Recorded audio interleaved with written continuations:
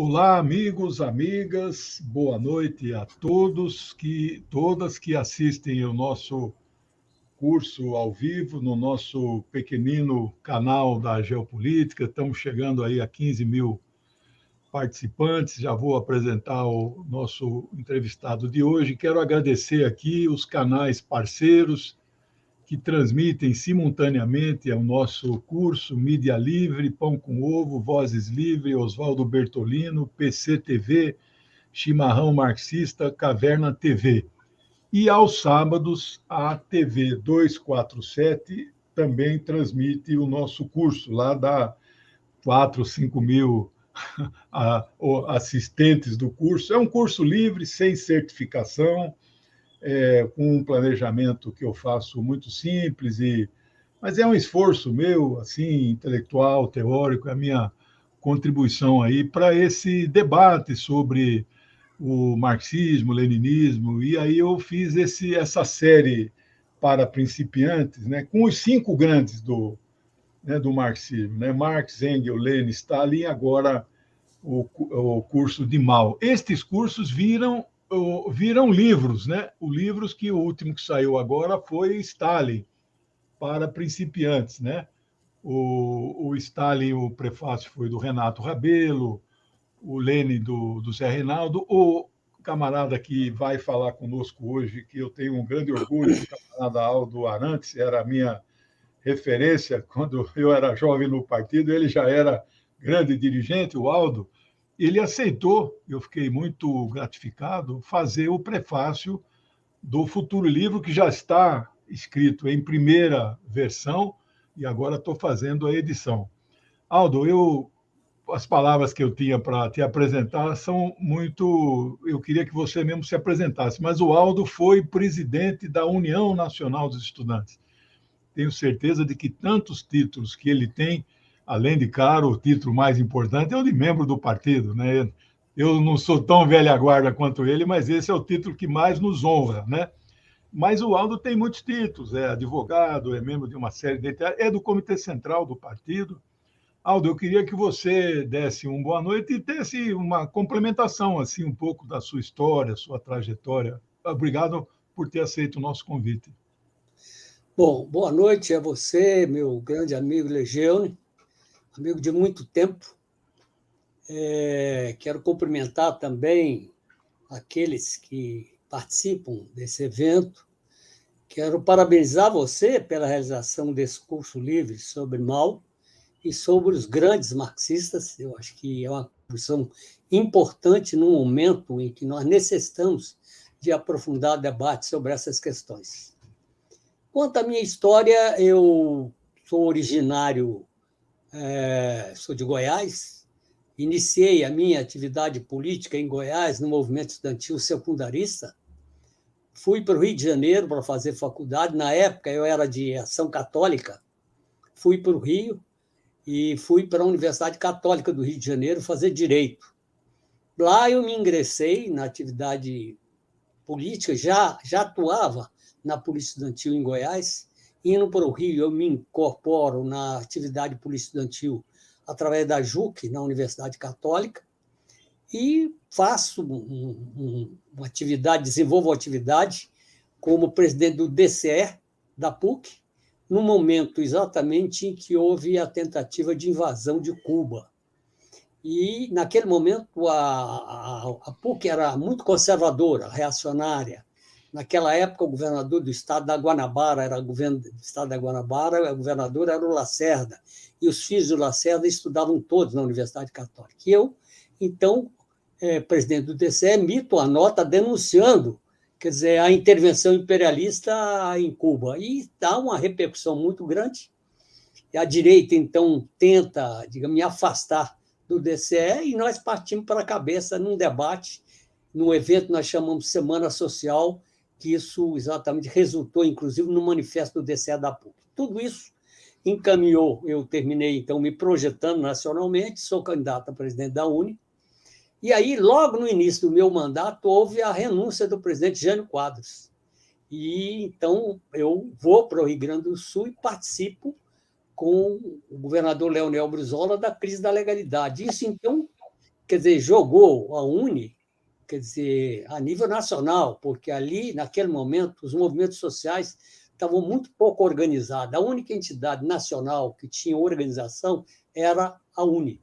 Então, a UNE passa a ser, digamos, um pouco uma ossatura da luta pela legalidade. A grande liderança política era o Brizola, mas quem organizava a resistência no Brasil eram os estudantes, né?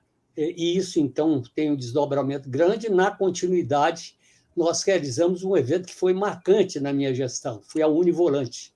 Nós visitamos praticamente o Brasil inteiro para exatamente divulgar a questão da reforma universitária com a participação do Centro Popular de Cultura da UNE. Bom, nesse caminho, nós já estávamos em conflito com a alta hierarquia da igreja. Nós éramos do segmento de esquerda da JUC. Eu, o Betinho, né, posteriormente o Haroldo Lima também, mas nesse momento, basicamente, eu e o Betinho, e nós entramos em conflito e eu termino sendo expulso da JUC. E nós então resolvemos organizar a Ação Popular. Então, a Ação Popular se organiza no curso da Univolante. Então, a Univolante é muito interessante, porque enquanto eu estava falando para os estudantes, falei em 200 assembleias estudantis pelo Brasil inteiro, foi um negócio impressionante, o grau de mobilização. Enquanto eu mobilizava os estudantes, quer dizer, o Centro Popular de Cultura da UNE apresentava peças de teatro, etc. Era uma politização em torno da questão da reforma universitária e da luta pela soberania nacional, constituindo núcleos do CPC da UNE, e o Betinho que ia organizando o processo de organização de ação popular. Então, quando termina a Univolante, nós temos, digamos assim, um movimento estudantil extremamente fortalecido, tanto que a UNE, quando vem a ditadura militar, ela consegue exatamente enfrentar pelo grau de enraizamento que ela tinha obtido. Tem um Centro Popular de Cultura em vários estados e você tem exatamente a Univolante. E você tem a Ação Popular e o início de organização. Então, em 62, nós realizamos o Congresso de Fundação de AP. Quando veio o golpe de 64, nós exatamente, a Ação Popular rompe com a visão reformista.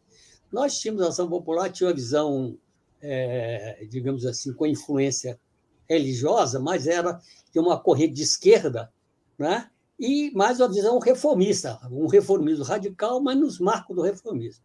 Com o golpe militar de 64, a gente resolve romper com isso e fazemos a opção pela luta armada, né? E aí, então, a Ação Popular começa a se organizar. Eu sou escolhido dirigente de Ação Popular, né? E nós, então, desenvolvemos uma série de iniciativas aí, de mobilização. A Ação Popular tinha uma liderança muito grande no movimento estudantil, né? Tanto assim que esse foi, digamos assim, um capital que foi repassado posteriormente para o PCdoB, né? Mas tinha uma presença grande no movimento camponês, no movimento operário também. Então, a Ação Popular, guardada as dimensões, naquela época, foi o que o PT foi depois. Só que o movimento, a Ação Popular tinha, digamos, o seu centro de organização entre a juventude, mas naquela época tinha uma influência muito grande e tinha influência grande também entre os trabalhadores urbanos e rurais. Bom, o fato é que, na continuidade, ocorre um fato importante, é que o Brizola é convidado para ir à China, né? E ali, naquele momento, quer dizer, já estava em curso, quer dizer, uma série de iniciativas de luta armada.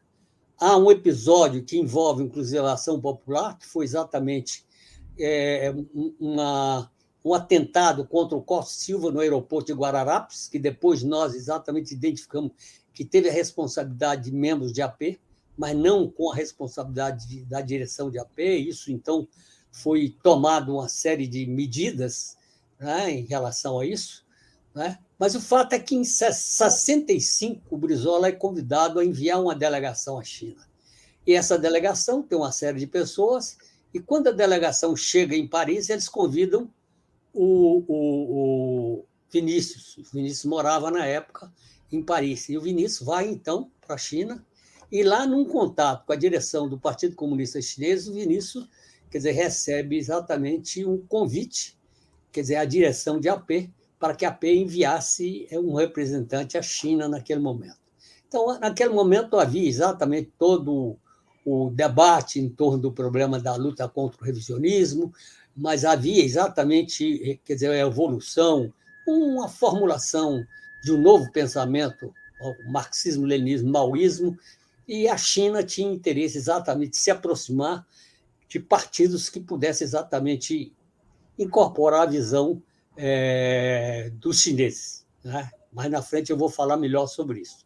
E, naquele momento, o Partido Comunista do Brasil tinha contradições com a China, exatamente em função da China considerar que nós vivíamos uma nova etapa do marxismo, o marxismo-leninismo, maoísmo, e a China propunha a criação do que se chamava partido de tipo inteiramente novo. O fato concreto é que, com esse convite, eu sou exatamente a pessoa que vai representando a Ação Popular. Então, eu chego em Pequim, quer dizer, em setembro de 66, lá estava no auge da Revolução Cultural. Eu me lembro, eu participei no 17º aniversário da Revolução Chinesa, num desfile monumental, guardas vermelhos, a presença do Mao Tse-tung, Lin Biao, na época o Lin Biao estava, o Xu Enlai, depois eu participei, inclusive, num evento em que o Xu Enlai cumprimentou a delegação brasileira e eu estava presente. E aí, no curso dessa visita, foram realizadas inúmeras conversações. E essas conversações tinham por objetivo exatamente transmitir para a Ação Popular, através de mim, a política, quer dizer, que estava em curso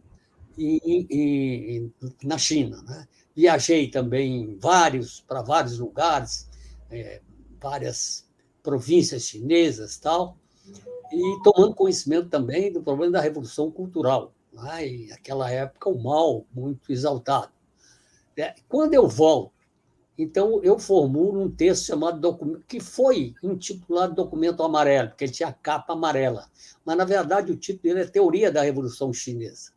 E, nesse texto, eu sistematizo, digamos assim, as questões que foram suscitadas nos debates. Pensamento Mao Tse-tung, Partido de Vanguarda, Movimento Operário, Movimento Camponês, Frente Única, Luta Armada e Revolução Cultural. Então, na verdade, esse texto, ele abre o processo, digamos assim, de debate em torno da opção de AP em torno do problema do marxismo. Né? Nessa viagem, foi acertado com a direção do Partido Comunista Chinês o envio de representante de AP para fazer curso político-militar na China.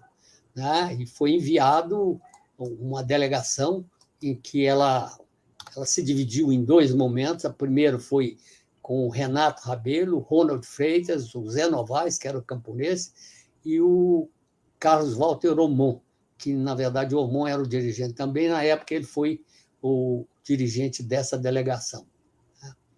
Bom, o fato é que, em fevereiro de 67, o Comitê Nacional tinha aprovado uma resolução sobre o Partido de Vanguarda, o partido chamado debate teórico-ideológico. Na verdade, esse debate teórico-ideológico, essa resolução, ela abre a discussão sobre exatamente a questão do marxismo e toma por base os textos de Marx, Engels, Mao Tse-tung, Althusser, né, Lenin, Stalin, enfim, abre-se um processo de debate em torno da opção pelo marxismo.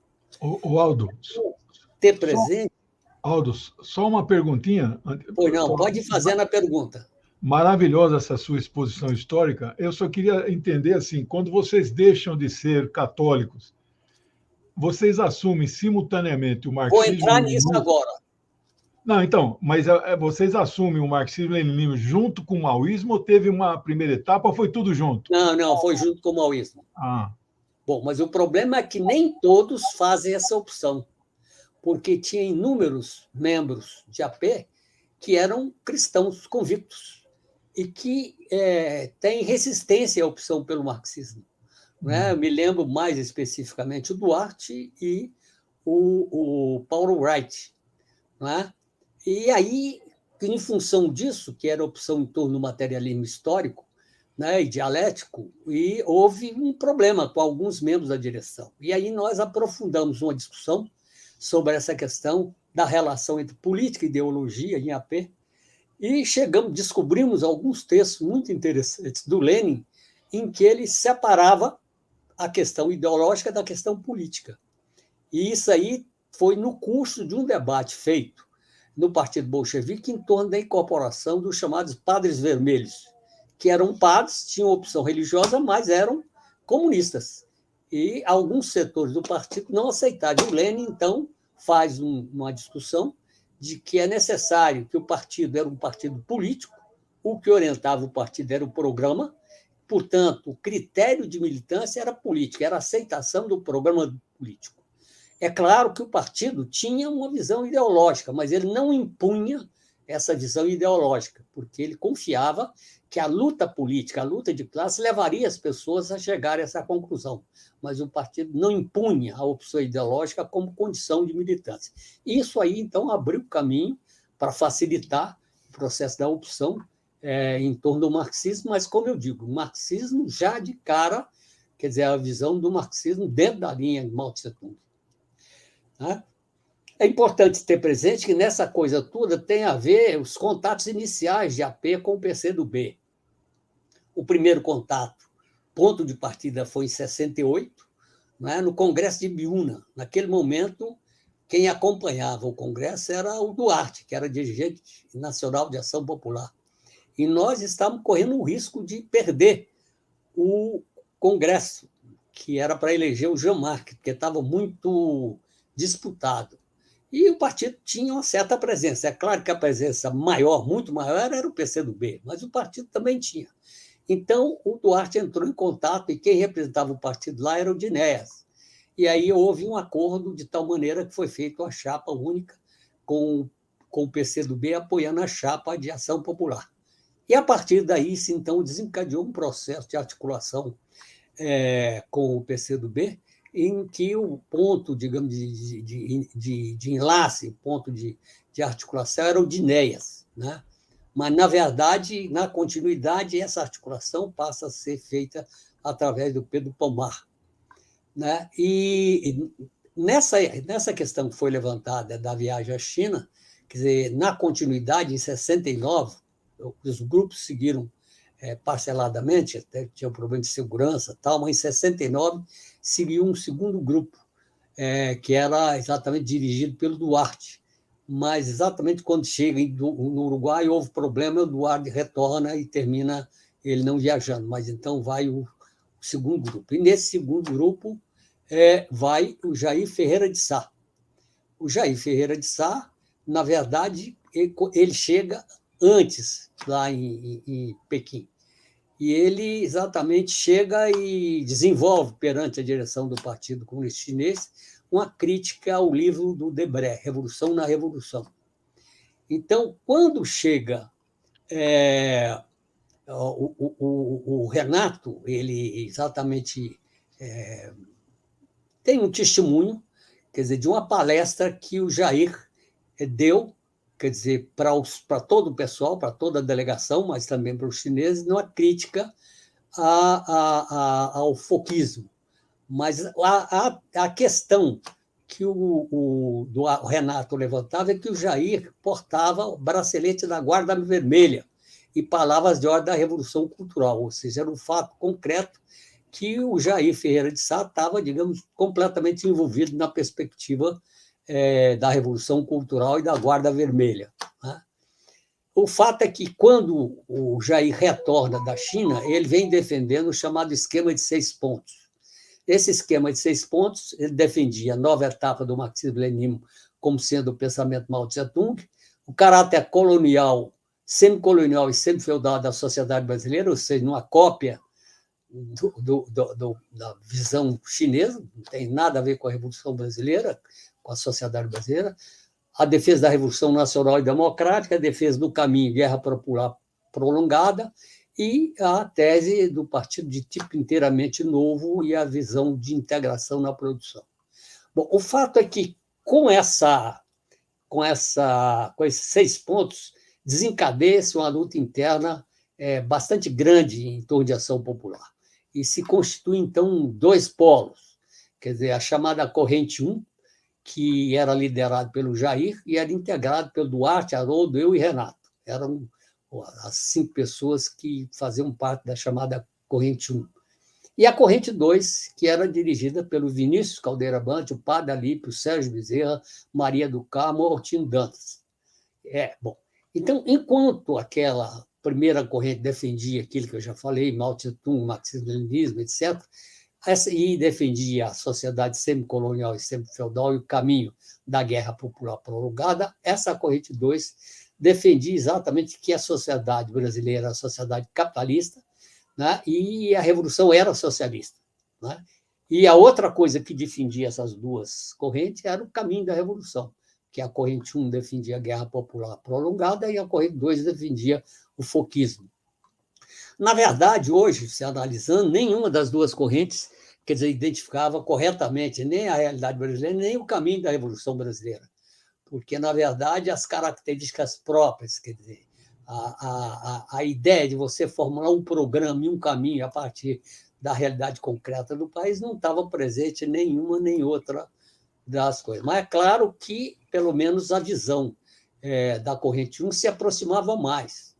Tanto que, na continuidade, há exatamente um avanço, né, em termos exatamente de uma formulação mais digamos, próxima da realidade brasileira, caracterizando o país como sendo predominantemente capitalista, com restos feudais, mas não falava da questão do feudalismo, ou seja, não tinha, digamos, incorporado essa questão importante e defendia a questão da guerra popular prolongada. Uma questão que entrou muito como uma questão chave nessa corrente 1 era o problema da integração na produção. Então, em julho de 68, tem uma reunião da direção nacional, onde foi apresentada exatamente as duas posições, né, em que define exatamente esse processo de luta e define exatamente a questão da integração na produção. A integração na produção, na verdade, tinha a ver com o chamado processo de proletarização, que era ir para o interior para conviver com os trabalhadores, porque tinha também uma influência grande, não só dos chineses, mas também dos vietnamitas, que era a ideia de comer junto, viver junto e lutar junto com o povo. Tinha um componente também de proletarização, mas tinha um componente político de integração com a sociedade, com as camadas pobres da população. Mas essa concepção ela foi, digamos, colocada de uma maneira tão esquemática que se definia em ação popular, quer dizer, uma nota de avaliação, quer dizer, que era A mais, A menos, B menos, B mais, um negócio absolutamente burocrático, terminou dando um senhor problema, quer dizer, no PCdoB. Mas o fato concreto é que, no livro que Haroldo Lima e eu escrevemos na prisão, a gente fez um levantamento, vimos esses aspectos, digamos assim, negativos, mas vimos o aspecto fundamentalmente positivo da integração na produção. Era uma dedicação completa dos quadros que vinham, muitos de nós, inclusive, vendíamos os bens que tinham para exatamente contribuir com a ação popular. E o fato concreto é que esse levantamento que eu e o Haroldo fizemos tinha 23 frentes, quer dizer, com 120 militantes integrados na produção. E aí tinha gente no Vale do Pindaré, no Maranhão, em Pariconha, distrito de Água Branca, que era onde eu estava, em Alagoas, Zona da Mata, Pernambuco, Zona do Cacau, na Bahia, que é onde o Haroldo Lima estava. Enfim, tinha militante também na zona de fábricas, por exemplo, São Paulo, Contagem, Minas. Enfim, essa questão da integração na produção foi uma questão que marcou muito a vida de ação popular e dos militantes. Mas uma questão importante, que em julho de 68 realizou sua reunião entre o Jair, o Duarte, pela Apurapé, e Pedro Palmário Carlos Daniele. E lá, então, o presidente dirigente de Ação Popular era o Jair, e o Jair defendeu a ideia do partido de ter partido de tipo inteiramente novo. né, ao que o Pomar fez ponderação, dizendo que já existia o Partido Marxista-Leninista no Brasil, que era o PCdoB. Né? O problema é que, na continuidade, foi publicado no jornal do PCdoB, na classe operária, um artigo intitulado A Proposta de AP, que criticava a posição do Partido Inteiramente Novo como uma concepção inoportuna ou equivocada de cunho neotrotskista. Na verdade, essa reflexão, esse artigo do Pomar, não refletia, quer dizer, o que estava acontecendo em ação popular. Tanto assim que, na continuidade, em junho de 69, foi convocada uma outra reunião para discutir a questão do partido e foi apresentada uma tese da reconstrução do Partido Operário Unificado do Brasil. É claro que essa evolução ele ia dando um passo, né? Na verdade, o Jair defendia, em torno dessa questão do Partido Unificado, defendia a ideia de que existiam dois partidos marxistas-leninistas, a P e o PCdoB, e que ambos tinham sido fundados em 62, e que o polo principal deveria ser definido em torno dos princípios e em torno da prática como critério decisivo. Fato é que, depois de muito debate, quer dizer, a maioria concluiu que o PCdoB fora fundado em 22 e reorganizado em 62. Portanto, o caminho era exatamente o caminho de unificação em torno do PCdoB. Tá? Depois tem outra flexão importante, que é a decisão, em 69, de preparar ativamente a Guerra Popular. Enfim, há um processo, digamos, de evolução progressiva de ação popular, de aproximação com o PCdoB. Né? Em setembro de 70, o Jair volta à China para, enfim, discutir o processo que estamos vivendo aqui. Né?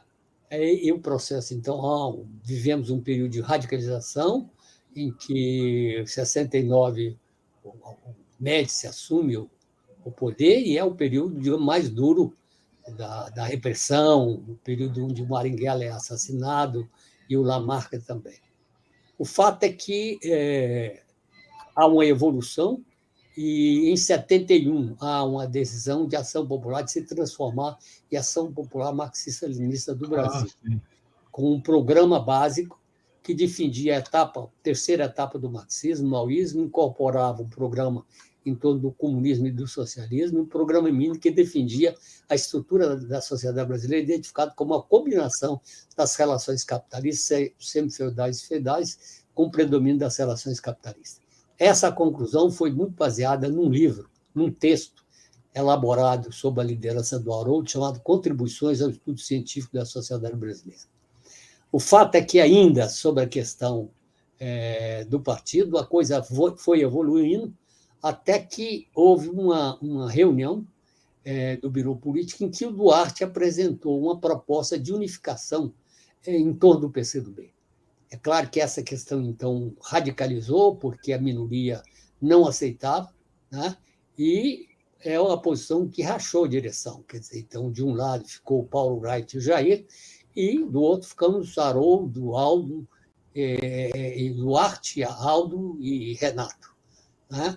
Agora, nessa história toda, o que ocorre é que houve um processo, digamos assim, de radicalização e, digamos, de precisão maior, porque como nós vivíamos uma situação em que o surgimento da guerrilha do Araguaia, quer dizer, na verdade, colocou no entendimento do Haroldo, meu e do Renato, a ideia de que nós não podíamos esperar, porque a proposta original da unificação em torno do PCdoB, que foi feita e aprovada a partir da posição do Duarte, ela condicionava a realização de um outro congresso, um congresso de AP. Né? Só que nós exatamente passamos a considerar que não havia condições para isso e que, por outro lado, o fato de ter iniciado a guerrilha do Araguaia impunha para nós a imediata deliberação de incorporarmos de AP, se incorporar ao PCdoB. Aí deu um problema com o Duarte, porque não concordava com isso. Não é? Nessas alturas, claro, quer dizer, a minoria já estava completamente fora desse processo, né? E a gente caminha, então, para esse processo, digamos, de unificação.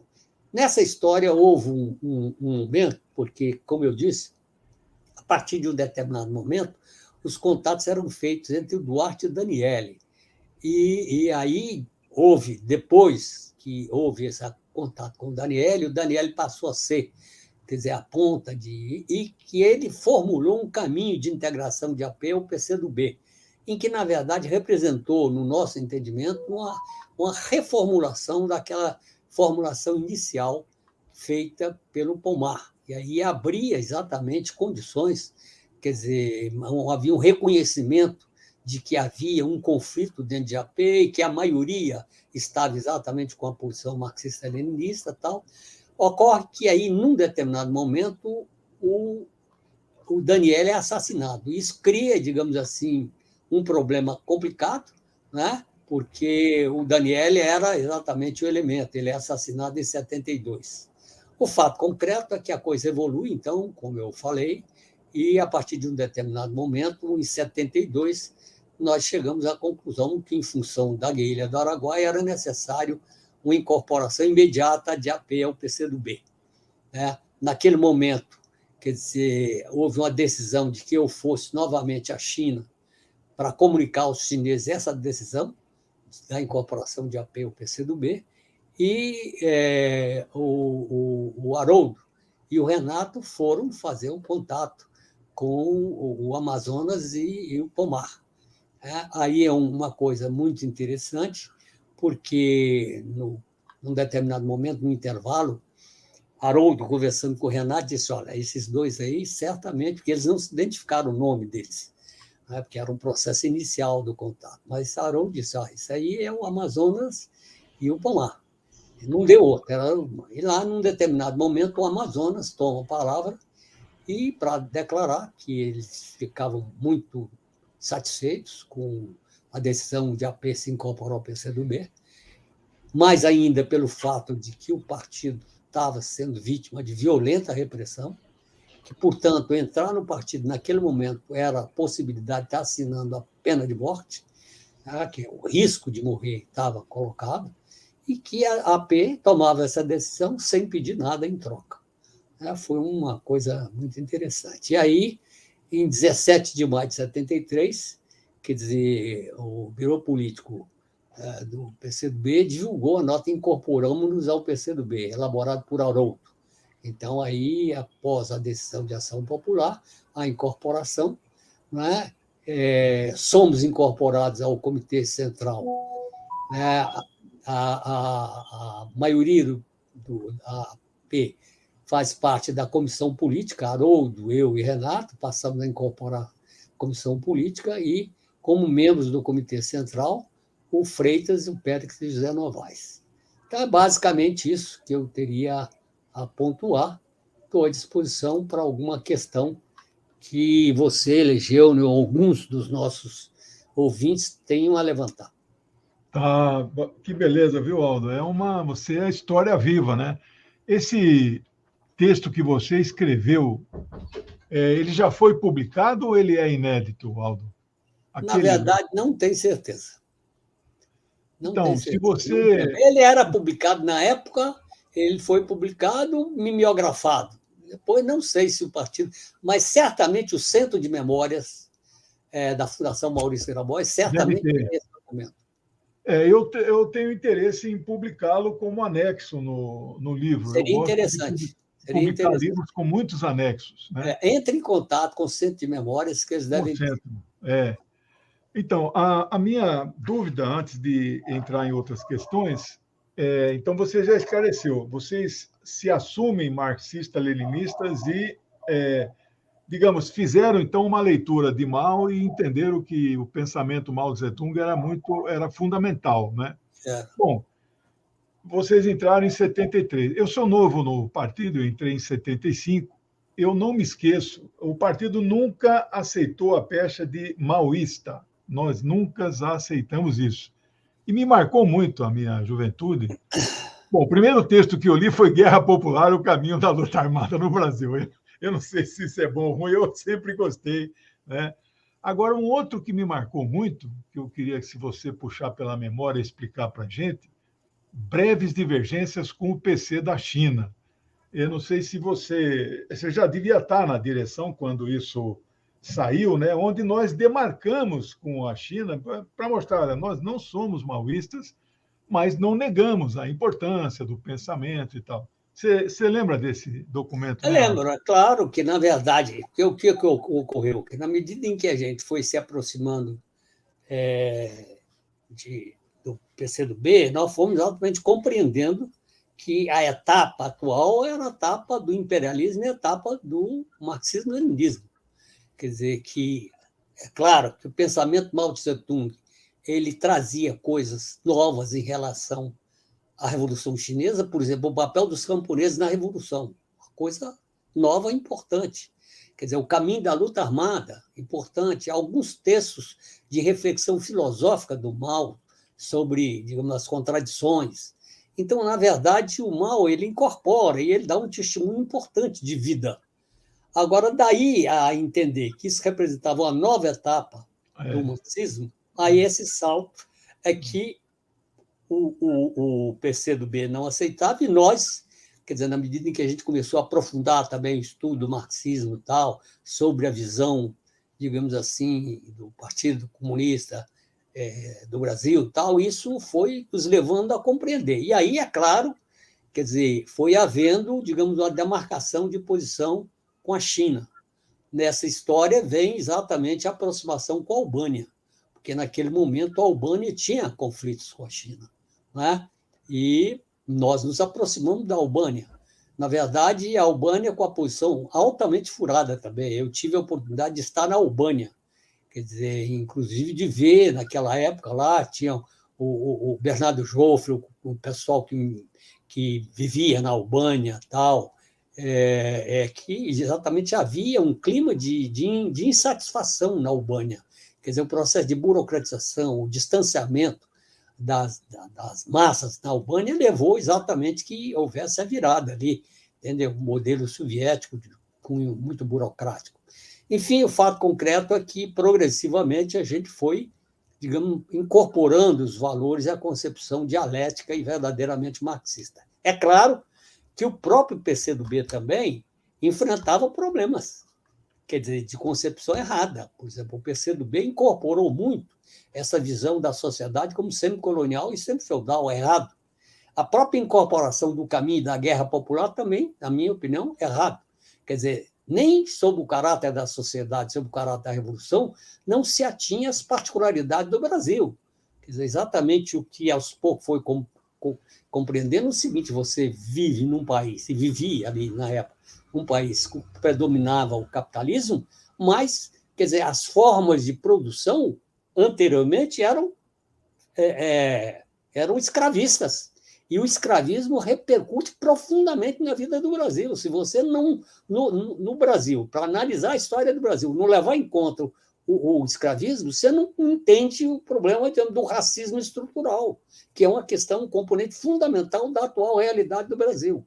Então, essa é tanto assim que, a partir, digamos assim, de um determinado momento, quer dizer, o PCdoB, quando vem a crise dos países do leste europeu, o PCdoB faz uma revisão profunda, exatamente identificando a visão dogmática que o próprio PCdoB tinha e que o partido, quer dizer, da União Soviética tinha, a incapacidade de você analisar em função da situação concreta de cada país, que é o marxismo, e não a cópia. Então, a ideia de cópia de modelo, seja modelo chinês, modelo russo ou albanês, nada disso está furado, ou cubano, está tudo errado. Então, é o socialismo com características brasileiras.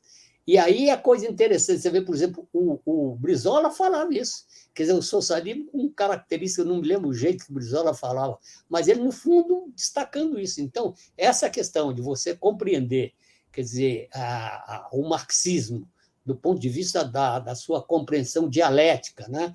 Tanto que nós, no momento em que configurou a crise do socialismo, quer dizer, o PCdoB teve a coragem de fazer a crítica a Stalin.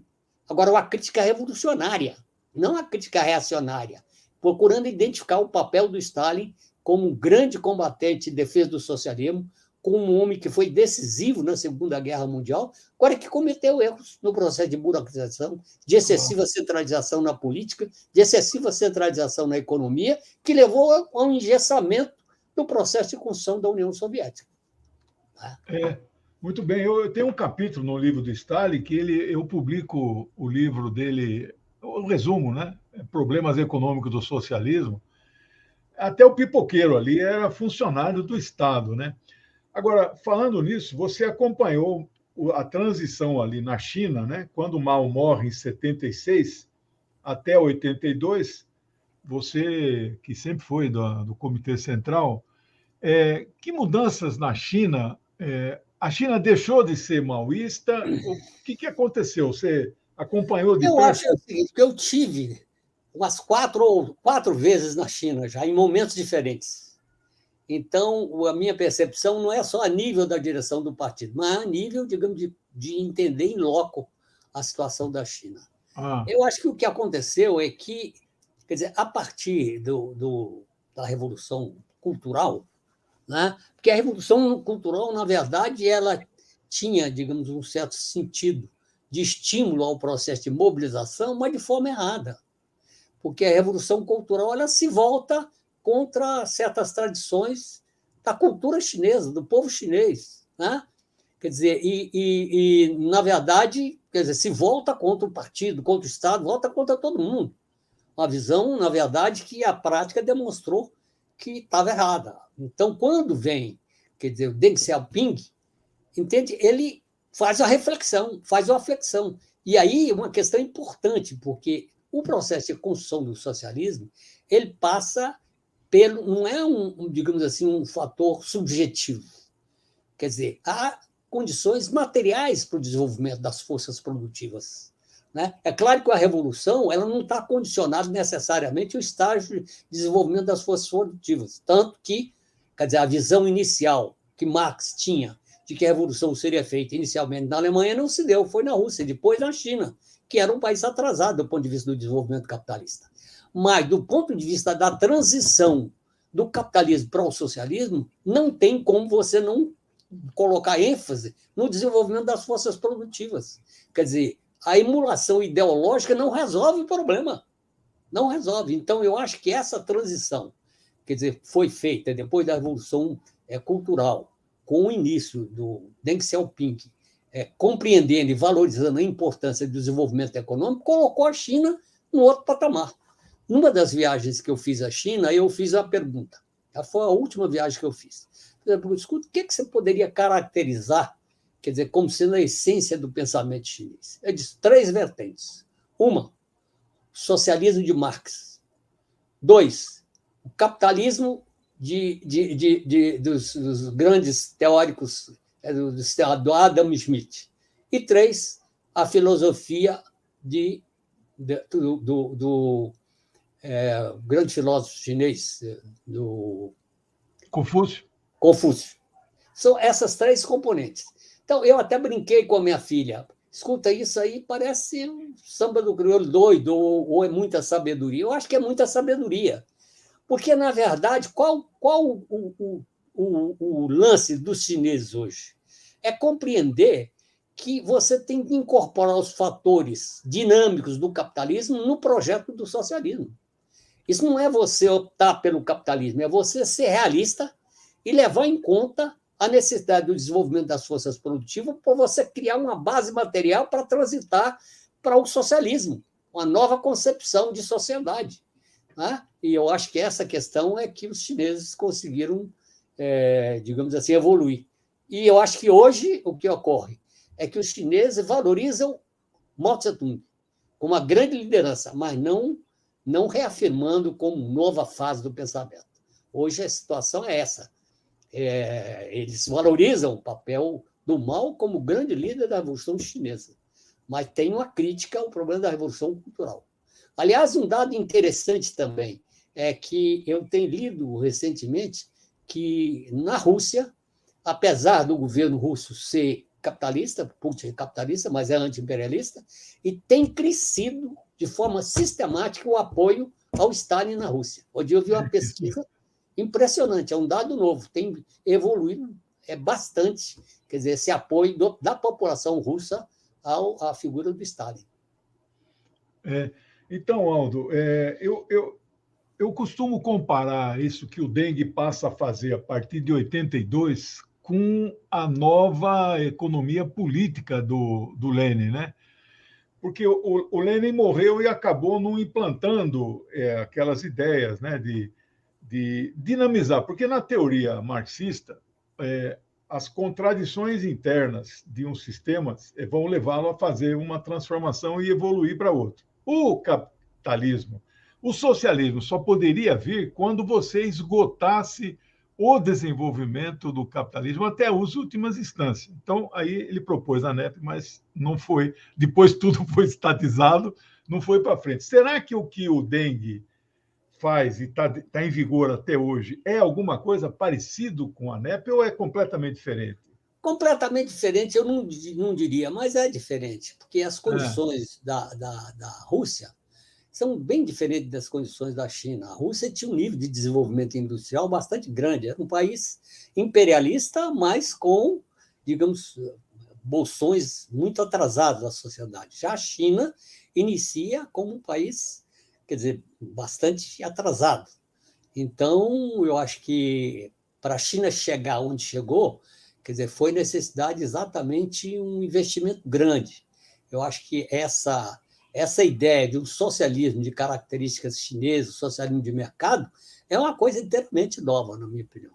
Eu acho que ela significa uma evolução da teoria marxista de construção do socialismo, inclusive com a ideia de que é o socialismo da etapa primária. Isso é um dado novo também, que no passado não se tinha claro. É capitalismo e socialismo. O que os chineses dizem, não, um buraco é mais embaixo, é mais complicado. Tem estágios de desenvolvimento dentro do socialismo.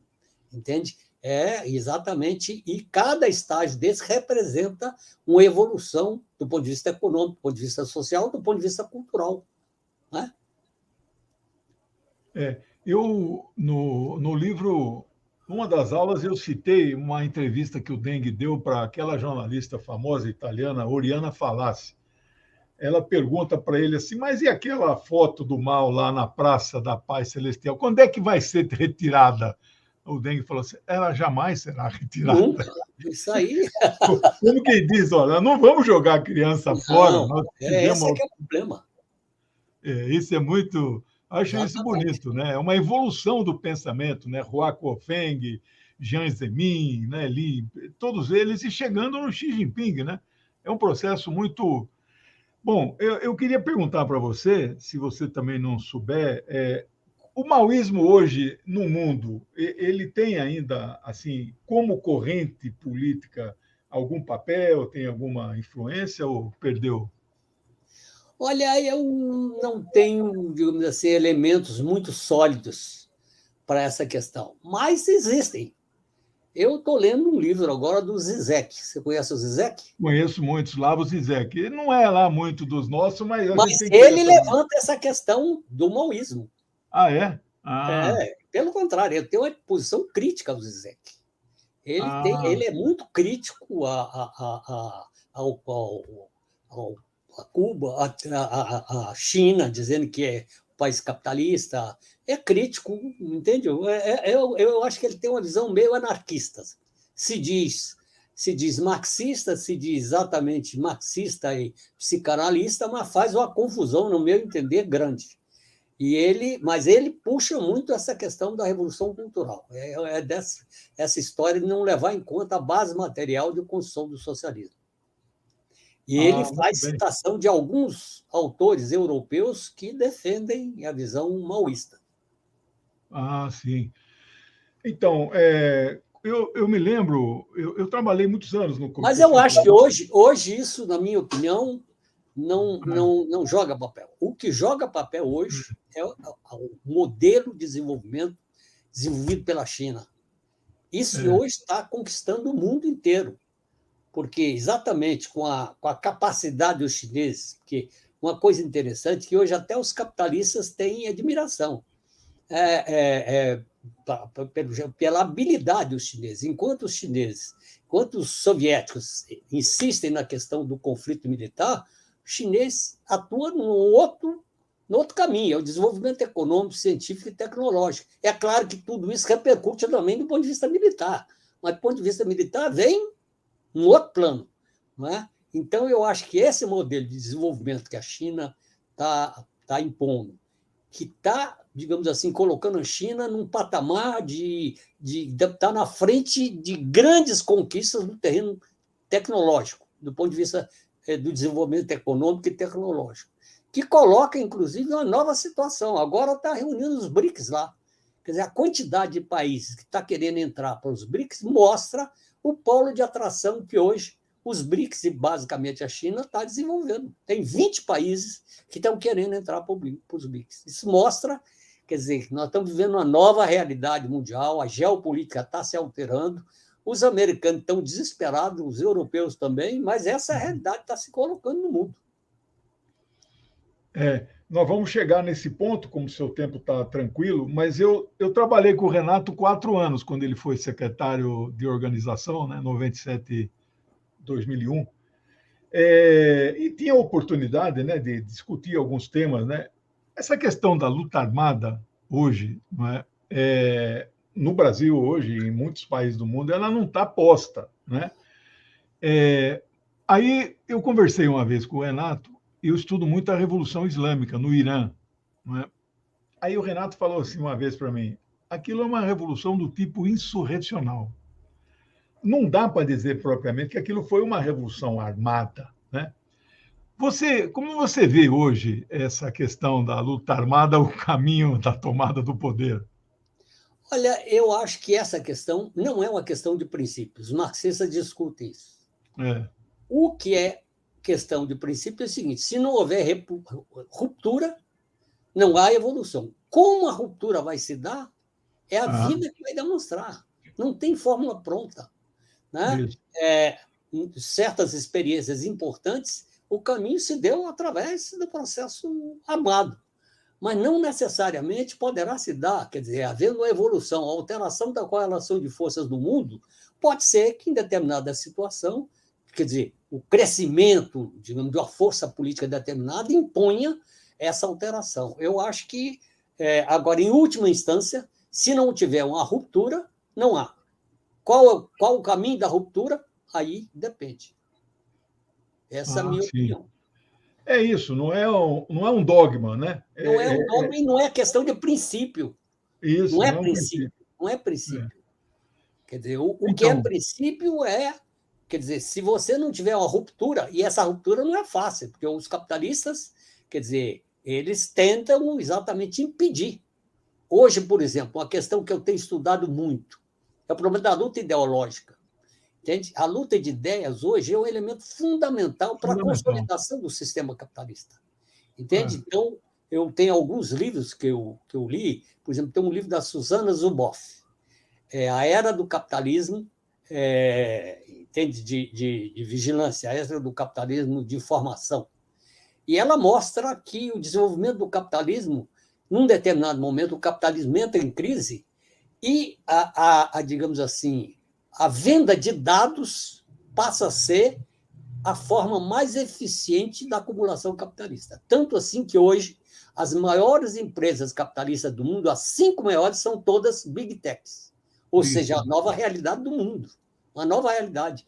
E essas big techs, elas utilizam a luta de ideias como fator de consolidação. Há quanto tempo que há essa ideia do empreendedorismo? A ideia exatamente do que é necessário privatizar. É um processo que vem através de uma luta subliminar para botar na consciência das pessoas isso. Isso está ligado, inclusive, com esse crescimento da extrema-direita no mundo e com a vitória do Trump e do Bolsonaro. Então, é uma coisa que nós temos que nos dar conta. Hoje, a nova etapa de luta pela construção de uma sociedade democrática socialista tem a luta social, a luta política, mas tem a luta de ideias, que eu tenho insistido. A esquerda subestimou a luta de ideias. Gramsci falava isso lá atrás. Falava que exatamente, quer dizer, nas condições de um governo autoritário, nos moldes da Rússia, do governo ditatorial, às vezes se coloca exatamente o confronto direto. Mas ele dizia, nas condições do desenvolvimento capitalista, onde tem vários instrumentos de dominação ideológica, igreja, imprensa, universidades, etc., a luta de ideias é um componente fundamental para fortalecer o campo ideológico e contribuir com a vitória política. Então, essa é uma dimensão da luta que eu acho que nós temos que aprender no processo de construção do socialismo. Porque o que ocorre é que essa ofensiva da direita é a tentativa de desmoralizar a revolução, o socialismo, a transformação libertária, tudo isso é coisa do passado, Então, é uma luta ideológica brutal, que nós temos que enfrentar essa questão. O partido sempre falou nas últimas décadas as 3 linhas de acumulação, né? Mas, na minha opinião, Legiano, falou e não praticou. Não, então. Eu ia falar isso. Eu tenho dito para todo mundo, inclusive para Adalberto. Adalberto, você tem plano de luta para conquistar sindicato, tem plano de luta para conquistar MEC, investe pessoa e dinheiro. Qual é o plano de luta ideológica? Não tem. Pois é.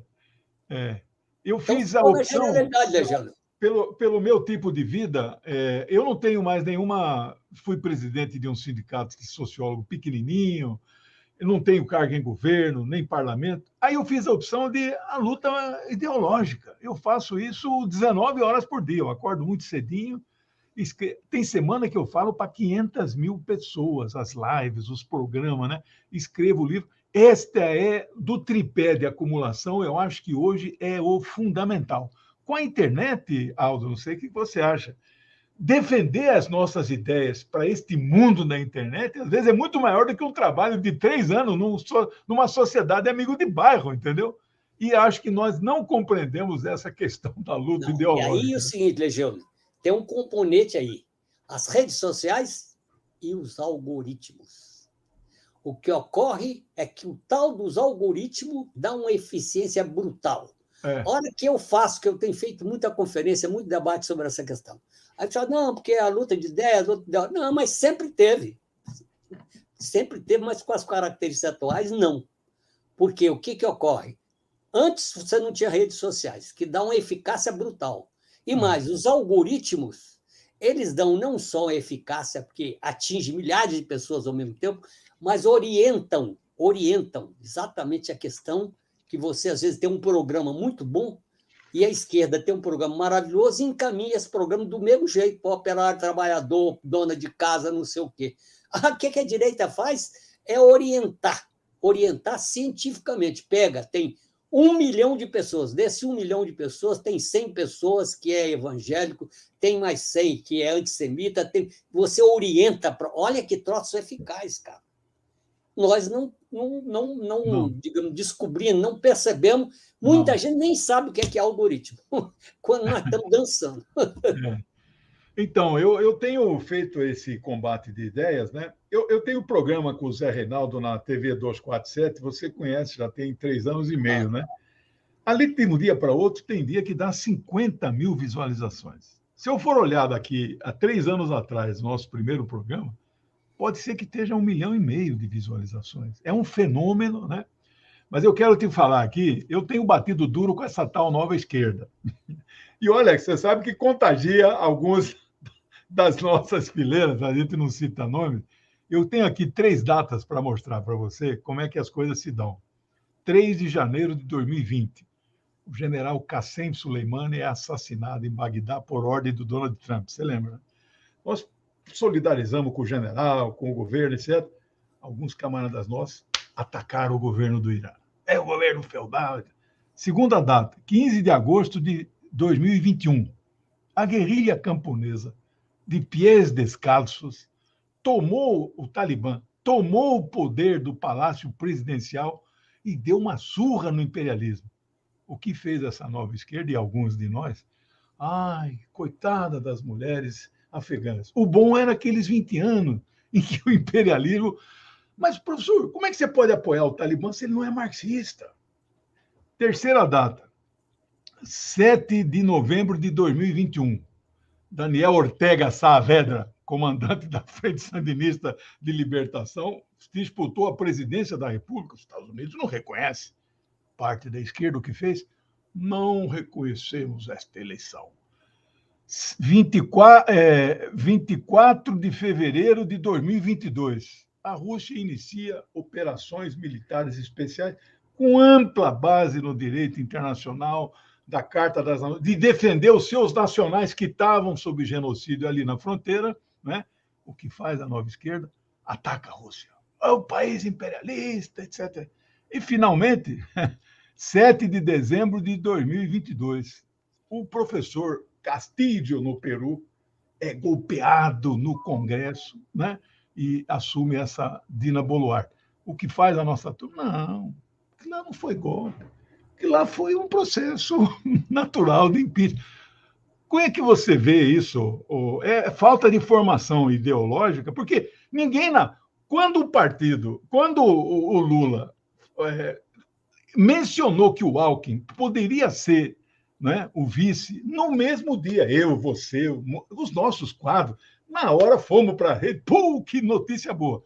Uma parte do PT fica perdida. E uma parte dos nossos fica perdida também, porque não está entendendo o processo, né? Como é que você vê tudo isso? Eu acho que aí são coisas diferentes. Eu não quero entrar nessa análise, porque algumas dessas questões que você levantou eu não conheço direito, mas eu acho que tem uma influência liberal, entende, em vários quadros da esquerda. Uma influência forte de uma visão neoliberal na economia, mas também de uma visão neoliberal na política. Por exemplo, essa atitude em relação mais próxima, aqui fica mais fácil. Nicarágua, Cuba e Venezuela. Aqui está. Aqui. E tem setores da esquerda que criticam.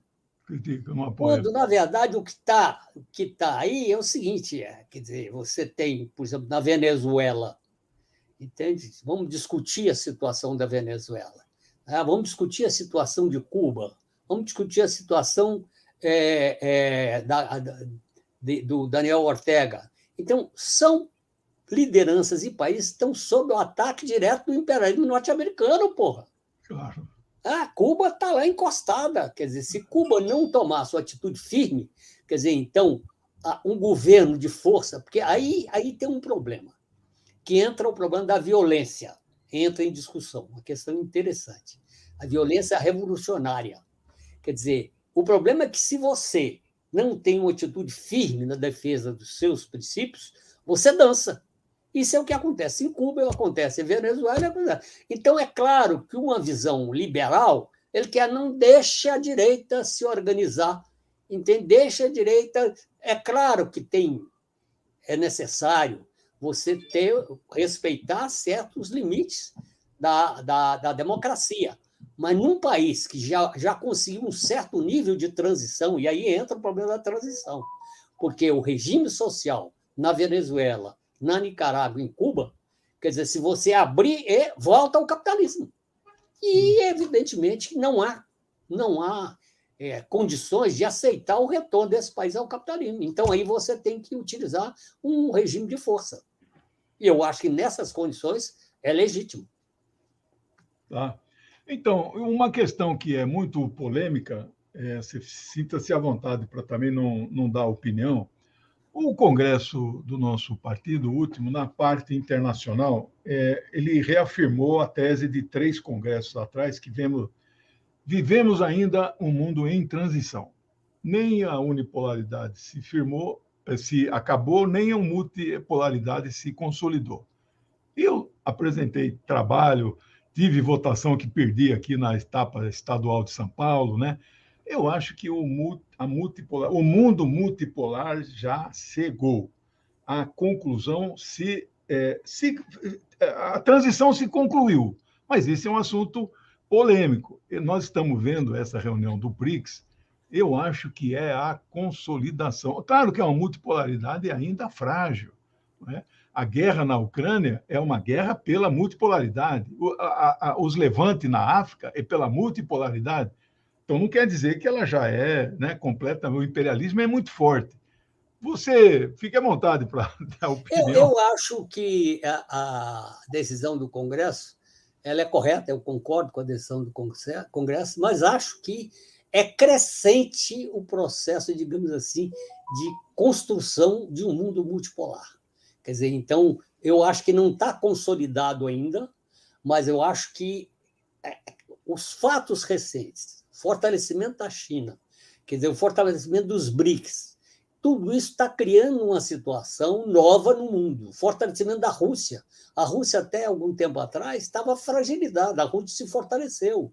A Índia mandou agora um foguete para a China, para a Lua. A Lua desceu ontem. Então, é uma situação nova que está criada no mundo. Né?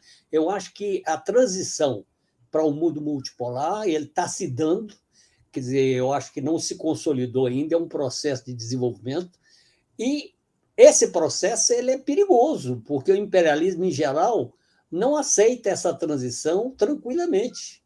Então, vários analistas levantam a possibilidade de uma guerra. Quer dizer, como é que vai ser? Quer dizer, uma transição. E aí entra o problema da violência que nós estávamos discutindo. Essa transição vai se dar de forma pacífica ou vai se dar com a guerra? Não sei, ninguém sabe. Mas essa é a questão, por exemplo, que está ocorrendo na Ucrânia. Quer dizer, e essa provocação, essa atitude, digamos assim, belicista, não só dos Estados Unidos, mas dos países da Europa, né? O Japão agora se armando também. Então, as ameaças à China, então tudo isso vai criando um clima complicado no mundo. Então, eu acho que está havendo esse processo de transição para que haja, digamos, uma consolidação, ele vai ter, digamos assim, muitos solavancos, e a gente não pode dizer qual a natureza desse solavanco. Se isso vai desenvolver em guerra, qual tipo de guerra, porque se você começa uma guerra, digamos assim, se continua e aprofunda essa provocação lá nos Estados Unidos, você vê, por exemplo, os Estados Unidos forneceram para a Ucrânia essa bomba, como é que chama aqui a bomba? Fragmentação. Bomba de fragmentação, que é proibido. Entende? Vai que os americanos resolvem dar algum tipo de arma tática nuclear. Aí os russos vão utilizar também. Aí ninguém sabe onde é que isso vai chegar. Então, eu acho que é algo complicado. Acho que essa política, quer dizer, do Trump, do Biden, é uma política suicida. Agora, o próprio Trump está denunciando isso, está dizendo que o Biden está levando os Estados Unidos para uma guerra mundial. Então, onde é que vai dar isso, eu não sei. Mas é uma situação complicada que está colocada para nós. Eu diria que o eleitor dos Estados Unidos está num dilema gravíssimo entre parar a guerra, votando no Trump, mas ter um retrocesso civilizacional interno. Olha, ou continuar a guerra, votando no Biden, mas ter lá algumas garantias civis, etc. É duro, viu? é duro, a situação é dura. E para nós aqui seria um problema, porque se esse maluco desse Trump ganha, Pois é. A repercussão aqui é barra pesada. Pois é, então, fortalece o fascismo no mundo. Tem setores na esquerda que dizem que o Trump é Precisava melhor que ganhe. Precisava ter uma alternativa ao Biden lá nos Estados Unidos.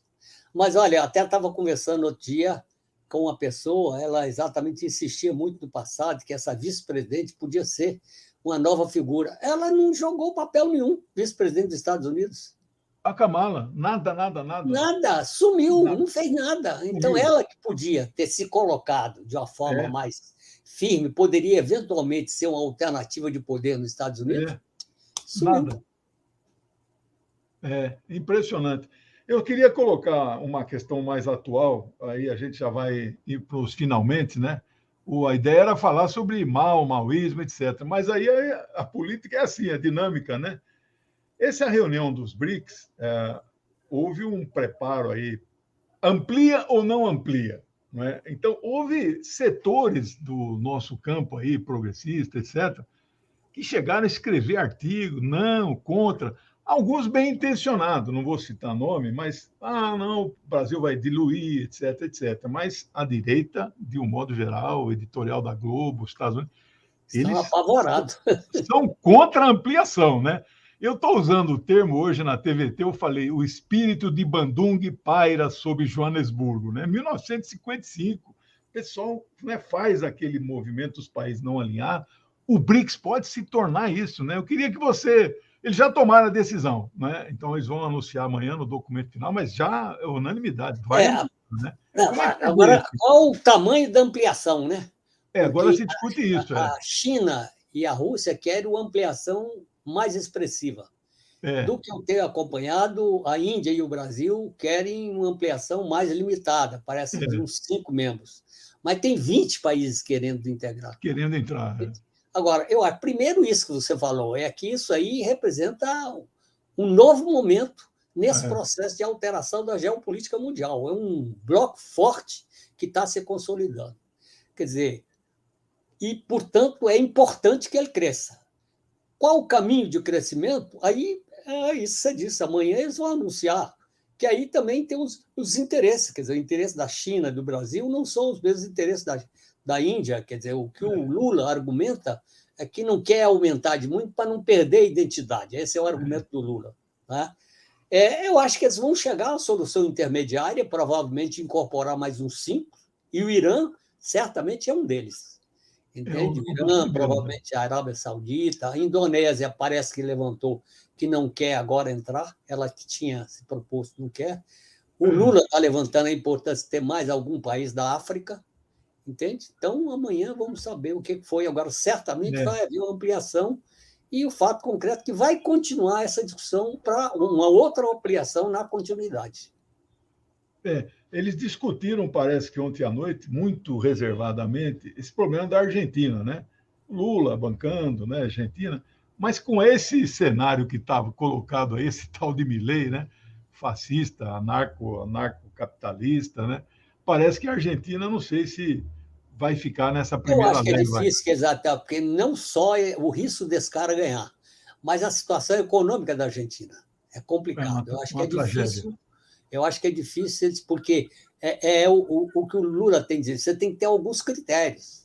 Quer dizer, a comunidade econômica europeia tem critérios. Você tem que ter critério, porque se entra um país que está completamente desorganizado, cria problema para todo mundo. Então, eu acho que eles vão certamente estabelecer critérios, certamente vão colocar critérios, e os países vão ter que se adequar a esses critérios. Muito bem. Olha, nós estamos indo para o final, Aldo. Eu queria te confessar uma questão muito pessoal. Eu considero uma grande sorte. O primeiro livro marxista que eu li foi O Esquerdismo, Doença Infantil, não foi o Manifesto, em 75. Rapaz, eu achei isso, a vacina aqui, ó, tá tomada aqui, que ninguém me tira. Aí o pessoal fala assim, mas como é que você, se você não tem contato com a direção, como é que você... Eu tenho rumo, tenho o norte, tenho as linhas gerais, tenho a dialética, o marxismo, né? Eu queria que você desse uma palavra, porque você nos inspira. A mim, não é? Você tem aí 60, 70 e tantos anos de militância comunista. Eu vou fazer 50, sou jovem perto de você, né? Mas aquela chama revolucionária nunca saiu de dentro. Tem alguns companheiros, camaradas e tal, que às vezes a chama fica um pouquinho. Mas vamos ter esperança aí. Que palavras de esperança, Aldo, você dá aí, revolucionária, para essa nossa juventude, de milhares de pessoas que estão nos assistindo? Olha, Gênio, eu acho que uma coisa que nós temos que ter presente é que as contradições do capitalismo se acentuam. E, ao se acentuar as contradições, quer dizer, acentua as condições de luta. Eu acho que compete a todos os revolucionários, a todos os socialistas, levar essa mensagem de transformação, essa mensagem revolucionária para a sociedade e para a juventude. Eu acho que aí a luta de ideias é um componente fundamental. Então, nós temos que reavivar, porque com a crise do leste europeu, o que o imperialismo fez? Foi exatamente abaixar a chama, o espírito de luta do povo, da juventude. Então, é necessário exatamente renovar. Eu acho que essa experiência, inclusive, da China e essa nova situação que vai se criando no mundo mostra uma nova situação que se pode ser um estímulo. Porque eu me lembro de uma das últimas vezes, da última vez que eu estive na China, eu fui com um pessoal de entidades, de ONGs, né? E fui com uma moça que era do ONG do México. E ela disse, Aldo, eu vou nos Estados Unidos o tempo todo, porque eu moro no México, estou lá o tempo todo. E hoje, o seguinte, o que nós estamos vendo aqui na China eu não vejo nos Estados Unidos. Então, hoje, a juventude chinesa não tem necessidade de se inspirar em países, em referências de outros países do mundo. Então, hoje, nós temos, digamos, referências importantes que, digamos assim, recolocam, quer dizer, com mais materialidade, quer dizer, as condições da evolução da sociedade. Eu acho que esse espírito transformador, esse espírito revolucionário, que nós temos que exatamente voltar a despertar. Isso tem muito a ver com o que nós discutamos, da luta de ideias, a revalorização das ideias da revolução, do socialismo, da justiça social. É isso que eu acho que está colocado para nós. Muito bem, eu quero saudar aqui, ó, muita presença, muita pessoal opinando. O nosso amigo Rogério Anitablian é um grande analista internacional aqui, ele está presente nos acompanhando. Eu quero aqui colocar na tela esse aqui vai ser a capa que você vai fazer o prefácio, né? Então, ali no cantinho em cima vai estar prefácio do Dr. Aldo Arantes. Não vou poder botar camarada, né? Então, com muita honra aí, nós temos aí... são os 5 grandes, né? Eles têm diferenças entre eles, né? Mas nós temos que valorizar. Aldo, eu agradeço muito o aceite aí de participar, eu fiquei muito honrado, né? Já não te vejo faz tempo, né? Mas pelo menos virtualmente tive esse prazer aí, 1h30 quase. Então, obrigado aí por tudo. Muito bem, Legione. Eu aguardo indicações suas sobre a questão da elaboração do meu texto para o livro. Quando, qual o número de páginas, você depois manda isso para mim. Pode deixar. O prefácio vai ser seu e eu vou atrás do seu texto para publicar como anexo. Eu acho um documento histórico muito importante.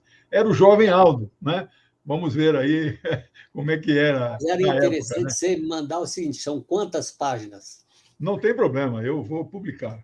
Obrigado por tudo, viu, camarada Aldo Silva. Você tem que estabelecer para mim também qual o prazo, viu? Mas a gente discute essas questões depois. Tá bom, é isso. Um abraço a você. Viu? Tudo de bom para você. Aí no seu programa. Um abraço, camarada. Até mais. Tchau.